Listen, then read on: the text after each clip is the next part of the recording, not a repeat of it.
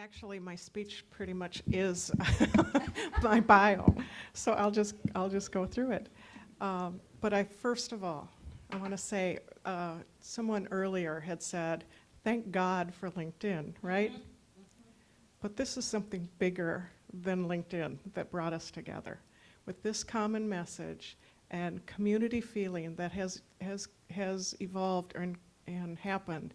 I just want to thank each of you for who you are and what you're doing. This is just phenomenal, and I'm so blessed to be connected with each and every one of you and all you're doing. It's hard to think about all the problems that are going on in the world when there's all you beautiful people doing these positive, wonderful things. It should be better than it is by now, but we're going to make that happen. So, to tell my story, I'm going to start by a moment when I was sitting in church in the same pew with my family, where we always sat. And we were watching the children's choir. And these little 3, 4, 5, 6-year-olds were just singing beautifully in all different sizes and shapes and genders and hair colors and eye color and just these beautiful little children. I was a freshman in college at the time, and I was home for the weekend visiting my family in Minnesota. And the college that I was attending had the philosophy that you declared your major in your freshman year. This was first quarter, and my guidance counselor had just told me, you need to declare your major by Monday. Well, I hadn't decided what that was that I was going to go into. So of course all these thoughts were going through my head. Now it's Sunday morning, and I still don't know what I'm going to declare on Monday.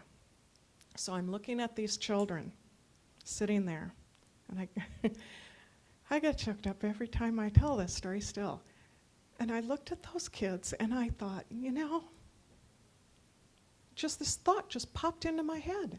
And I thought, all of those children's parents don't know all they could know to help these kids become all they could become. I was so inspired by that thought that just came to me. I knew in that second I wanted to do everything I could to help those kids become all they could become. So I decided to go into early childhood education. And I don't know really the reason why I intuitively knew I wanted to start as early as possible, but I did. I knew I wanted to reach those kids in whatever way I could as soon as possible. So I got a bachelor's degree in early childhood education and started by teaching kindergarten. So I taught kindergarten for 10 years. And it was during that time while I was teaching kindergarten that the thought was still there. The thought was coming back to me. No matter how good a job I do in this classroom with these kids, it's still the parents that are having the major influence on these children's lives. So I wanted to reach out to those parents and support them, provide information for them in any way that I could. And at that time, this was a long time ago, and it's been very pleasant that many people have been quite surprised by my age this weekend. I kind of like that. But this was a long time ago, and parent involvement wasn't something that was talked about or promoted much at all. Parent involvement at that time was one mom sent cookies for the Halloween party, and that was pretty much parent involvement at that time. So I branched out and started doing workshops and presentations on how to get parents more involved in their children's education and support learning. And I had so many parents of the children in my classrooms asking, what can I do to help my child? And I'd say, just make learning fun. Make learning out of everything you're doing throughout the day. Well, like what? They had no ideas of what to do. So I started writing out ideas and sending home weekly newsletters with suggested activities for things that kids could do at home, or parents could do at home with their kids, and work it into everyday life, because there's learning in everything. So I started sharing that, and from there, Well, the little side story is that it got to the point where kindergarten was no longer what I believed kindergarten should be. I did, while I was there, I was able to eliminate the 5 workbooks that the kids had to do. Yeah, and that was even back then, and now it's much worse. In fact, I have a great discussion going on that in my group on LinkedIn. Anyway, so I knew no longer I could be in that position. I needed to do something bigger and broader. So I started what I called Family Network. And it was in the community that I lived. And it was a way that we reached out and were able to connect the entire community in support of families. And it was just great fun, and I won't go into the details of all that. But from there, I then coordinated a family literacy program. And again, what a fabulous opportunity that was. I did that for 12 years, and it was a program that provided adult basic education for adults needing high school completion. We had an early childhood program, so the kids were coming to school with their parent and seeing their parent role modeling the importance of education, and they were getting a good start on their education right at the site. And then we had what officially was supposed to be called parent education, but I called family development. I like that terminology much better. Because a family develops right along with the child. We have child development, well, the family's developing right along with that child. So, and I think parenting, sometimes the term parent education gives the connotation that you need something that you don't have. We have to provide it for you. So anyway, this was a wonderful program. We also provided ESL classes. And this was a program that was filled with diversity, and I loved it. We had 50 different countries represented and 40 different languages in this program. And so we had socioeconomic levels and gender and race and ethnicity and religion and every kind of diversity there is, and it was fabulous. It was during that time that I was coordinating this family literacy program that the brain research started coming out. I got so excited when this started coming out, you can't believe. I thought, oh, all right, here we go. Now we have scientists talking about the importance of early education and the early years. Scientists are saying, it's not just us early childhood people saying it anymore, so now everybody's gonna sit up and take notice and know how important this is, right? Exactly. So I tried to learn everything I could and get my hands on. And Marlene's right, it has evolved, and there's just so much coming out continuously. But what I wanted to share was the basics of brain development, the early brain development, and what's going on, because my focus is, and my emphasis is, let's do the prevention. I got cheerleaders back there. Let's do the prevention. Let's develop these brains as healthy as possible in the first place. Let's do all we can. And guess what? It isn't all that complicated. So I started sharing that within my family literacy program and the people that I was working with. And it was a national program, so I was connecting with people throughout the country and just trying to spread this information. Of course, the funding ran out for the program. So I then had the opportunity to work with an advocacy agency, the Wisconsin Council on Children and Families. I now live in Wisconsin. And I had that opportunity, and my role was to go around the state and do presentations on how children's brains develop, with the idea that if everyone would understand what is happening in these early years and we can do these positive things, we have this wonderful opportunity, we'll get funding and support and recognition and everything that we need for these young kids.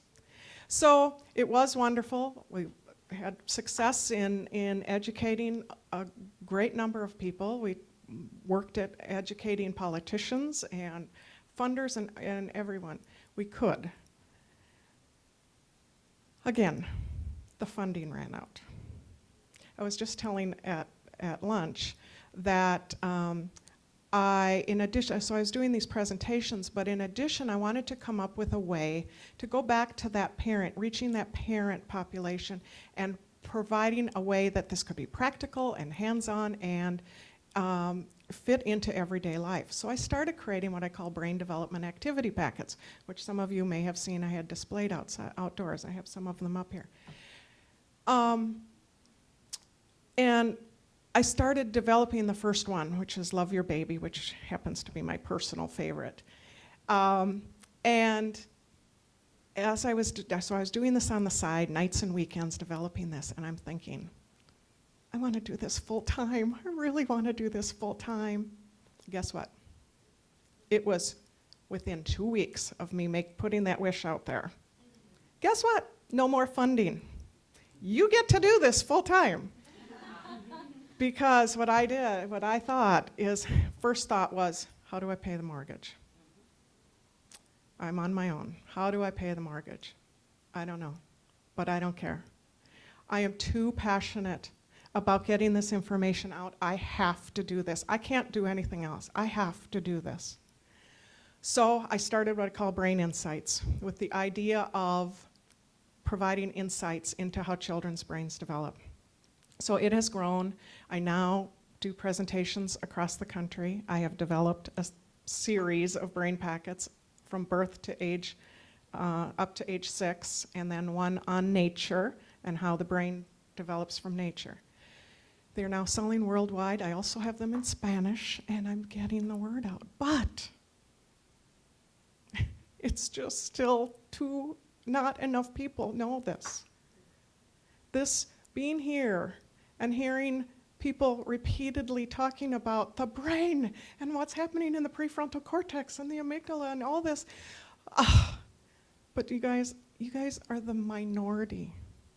I go do this all over the country, and people that are working directly with children, early childhood educators, elementary, high school, educators all over. The medical community. I can't tell you how many times I've spoken to pediatricians, and we should know this stuff. This is fabulous. This is the best thing I've ever heard. So what I tell everyone is my goal is to make this common knowledge on the part of only everyone. That's all. That's all. We need everyone to understand this. We need parents. Of course, we need parents to understand this. It makes their lives easier, their jobs easier as parents. It makes it more of a positive experience when they have this understanding. Samantha and I were talking about this morning. It's all about the brain. All of what we've been talking about is all about the brain. We need to make sure everyone, not only those working directly with children, understand this, but we need policy makers and funders and business leaders and community leaders and general public and voters. We need everyone to understand this, and we can really make a difference and do the prevention from the start. So to finish up, what I wanted to share with you is that what I learned, when I was still working with the family literacy program, I started working on my master's, and I made the comment the other night that I did my master's thesis on self-perception. What happened was a couple different things. A parent in the family literacy program, I told somebody this while here, about this woman that her self-perception changed in an instant. 1 instant, and her life turned around just because she changed her self-perception. So she was the inspiration for doing my thesis on self-perception. And so when I was let me back up. What the basics of brain development is that it's experience. It's experience that wires the brain. I put in my one of my early slides in my presentation is a quote from Newsweek magazine that states, it's early childhood experiences that exert a dramatic and precise impact, physically determining how the intricate neural circuits of the brain are wired. All right? That was put in Newsweek magazine in 1996, so that we would all know it. But part of the problem is that terminology, right? And so what I say is, all that is saying is that it's the early childhood experiences that are physically wiring and growing the brain. And so what I'm doing here is representing those experiences. We start with this brain. And certainly there's connections made prior to birth. But as that brain develops and those higher levels of the brain evolve and complete development, through these experiences, we physically grow and develop a brain. And so if we could just get that piece of information out, that people realize these experiences are doing this. But in addition, when I was in my master's program, I was in a small-sized group discussion. And it was only the second week of this discussion session. And the professor said to us, well, we are a homogeneous group. I can't tell you how that infuriated me. What do you mean we're a homogeneous group? I'm thinking, I could not listen to anything else she said the rest of the evening. It was just running through my head. And I met with someone after class, and we had to develop a project. And she also said that irritated her. And I said, I'll give you this. We're homogeneous, this group of 15 of us. If you're going to say we are all Caucasians and we're all at this level of education. We weren't even of the same gender. We had males and females. I'll give you only those two. She knew nothing more about us, to be able to say that comment. So we had to develop a project for that class. And this is still running through my head. So I'm going to bed. So I went to bed that night, 2 o'clock in the morning. Sleep and showers, right? That's when it happens. 2 o'clock in the morning, I wake up, wide awake. Snowflakes! What's the deal about snowflakes? Everyone is different. No two alike. Everyone is different. That's what happens with the brain. Every experience we have grows and develops a brain that is different and unique. So this is what we have. This is this represents each of us. Each of us is a unique and beautiful snowflake. Melissa developed this one. She couldn't help it. She saw my paper. She had to do this. All right? So every one of us is a unique and different snowflake, right? But what happens is a lot of what we've been talking about throughout this conference is what happens is we have this beautiful, beautiful pattern, this beautiful snowflake, but there's parts of it we don't like. We don't like this, we don't like that about it. Or other people don't like this or don't like that about it. Or some snowflakes, where did I lose that one? Some snowflakes get crumpled before they even begin. And some snowflakes get crumpled along the way. And so we think these aren't as beautiful or as valuable. And there's parts of that snowflake that we just don't like.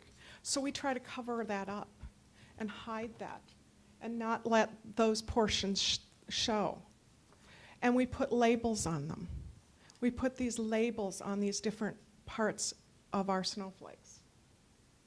And we say, this is this and this is that. This one's elemental P.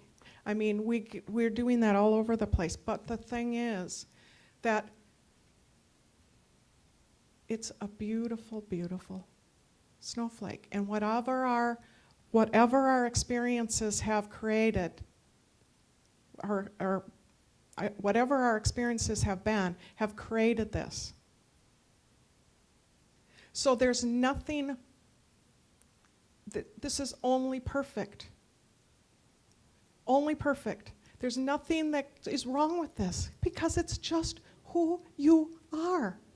Who we are. You can't, there's nothing wrong. It's just who we are. And we have to value that of every single child and every single individual. And all the beauty that they are, and look at the whole picture. Because you know what that actually does?